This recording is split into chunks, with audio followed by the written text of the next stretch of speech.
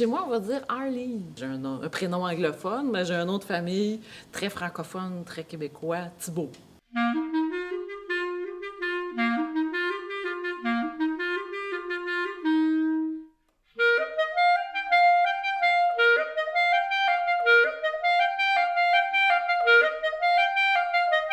J'ai fait la rencontre des arts traditionnels par la danse. J'ai été dans une troupe de danse folklorique au Québec de l'âge de 10 ans à l'âge de 20 ans. Moi, j'ai appris, oui, la danse traditionnelle québécoise, mais on apprenait un pays différent par année. Donc, ça m'a permis de découvrir aussi d'autres cultures. J'ai fait des études en théâtre, ce qui fait qu'il y a eu un moment où il commençait à y avoir des soirées de contes à la ville de Québec où moi j'ai grandi, où j'ai étudié. Ce qui fait que j'ai entendu mes premiers conteurs dans les bars, dans des soirées où on avait du monde un peu de partout qui venait raconter. Et j'ai décidé de faire mon projet étudiant en théâtre sur le conte. Ce qui fait que mon premier spectacle de conte, il s'est fait dans le cadre d'un projet universitaire. Puis c'était même un échange avec la France parce qu'il y avait une étudiante française qui était là pour une année et on a construit le spectacle à deux. Et ce spectacle-là a été vu par des programmateurs à Québec qui ont voulu l'acheter pour l'année suivante. Et ben là, Caroline est revenue pour l'année suivante, puis elle s'est dit tant à ce qu'elle revienne, ben autant essayer d'avoir d'autres dates. Alors on s'est mis à aller chercher des dates un peu partout au Québec, puis ça a été pour moi ma première tournée, puis pour Caroline aussi. Et c'est un peu comme ça que pour moi ça a commencé, puis que j'ai eu des demandes et finalement c'est ce métier-là qui m'a choisi, puis que j'ai accueilli, puis qui fait maintenant partie de ma vie. Moi, j'ai appris l'art de taper du pied, la podorythmie, parce que je faisais de la danse traditionnelle. Et j'ai eu le goût d'en mettre dans mes contes. Ça fait on sent que je danse la parole, on sent que je joue beaucoup avec le rythme dans ce que je fais. Je joue un petit peu d'harmonica, un peu avec la guimbarde, qui sont des instruments de musique traditionnelle qu'on associe au Québec aussi. Donc, il y a dans mon répertoire, oui, du conte traditionnel québécois, que j'aime beaucoup faire de ce côté-ci, mais que je fais aussi chez moi. Il y a aussi des créations personnelles, des contes plus contemporains. Pendant plusieurs années, j'ai même mélangé. Je regardais le public, puis je disais, bon, je vais faire le menu selon ce que je sens que je pourrais raconter ce soir. Et ça, c'est le spectacle La Diseuse que je fais dans la région. Il y a toutes sortes de personnalités de public. Des fois, je sens qu'on a un début festif. On pourrait aller tout de suite dans le festif. Des fois, il y a un petit temps de transition. Peut-être les gens arrivent avec des choses dans leur tête. Ils ont besoin d'un nettoyage. Donc, le conte de début, c'est le premier que je choisis. Il y a des contes que je fais toujours parce que ça fonctionne toujours. Puis que c'est des contes cadeaux que j'ai envie d'offrir. Puis surtout ici, il y en a certains que je sais que c'est des beaux cadeaux à donner.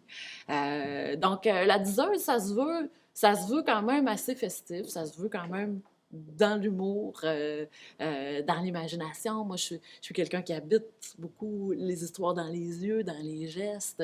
J'aime ça, le faire passer dans mes émotions aussi. Des fois, je taquine le public aussi. Des fois, les gens me disent des choses, je leur renvoie la balle. On s'amuse des fois avec les expressions. Selon les régions en France, on découvre qu'on a du patrimoine commun au niveau du vocabulaire ou non, on s'apprend des expressions. Hier soir, on a découvert qu'à l'Arvoyure, on disait ça en Normandie comme on dit ça chez nous. Alors, c'est ce jeu-là aussi, un jeu avec les mots. La différence entre les publics québécois et français, c'est le rapport aux mots. Que chaque mot porte de bagages, de souvenirs collectifs. Ce qui fait qu'il y a des fois, c'est drôle ici, puis c'est pas drôle chez nous. Parce que le mot, comment je dis les boyaux, c'est très très drôle ici. Moi, je parle de boyaux chez nous, puis on suit l'histoire. C'est pas, tu sais, il y a des mots qui sont chargés Puis ça, tant que je l'ai pas raconté une première fois, je le sais pas. C'est des surprises. Je trouve ça intéressant. Il y a toujours un imaginaire derrière le rapport au vocabulaire. C'est ça. Puis de toutes les régions aussi, il y a des rapports différents. Moi, je le vois d'un bout à l'autre de la France. Moi, je peux pas nécessairement m'attendre aux mêmes réactions parce que c'est aussi des cultures différentes. Il y a plusieurs France, comme même il y a plusieurs Québec. C'est aussi le plaisir. Si c'était toujours pareil, c'est pas aussi intéressant à chaque soir, je raconte peut-être un peu la même chose, mais c'est jamais la même soirée. C'est toujours une rencontre euh, avec les mots, puis avec les gens qui sont là, puis avec comment ils arrivent aussi. On a des racines. Moi, je sais que du côté de ma mère, je sais pas dans quel coin de la Normandie, mais je sais qu'il y a une partie de mes racines qui sont en Normandie. L'autre partie est du côté de l'île de Ré. Alors, on est quand même pas si loin.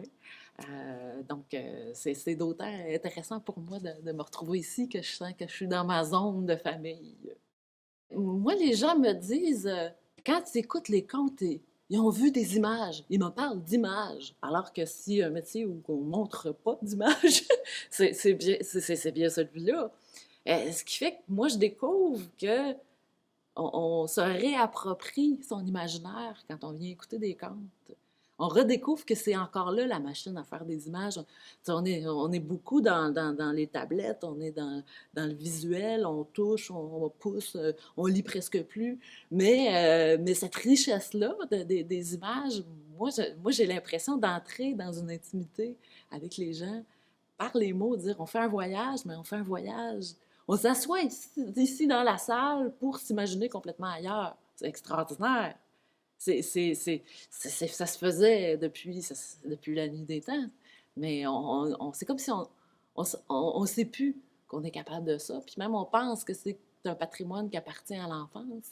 Mais ça fait du bien partout de pouvoir avoir son imaginaire à disposition. C'est celui-là qui nous rend inventifs, qui nous permet de trouver des solutions quand on est dans des périodes creuses de notre vie.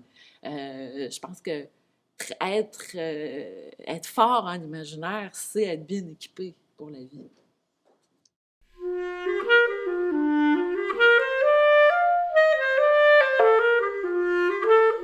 Il y a le spectacle Le Vœu, qui est mon petit nouveau que je tourne dans les scènes un peu partout au Québec. Ça va être la troisième fois seulement que je le fais en France.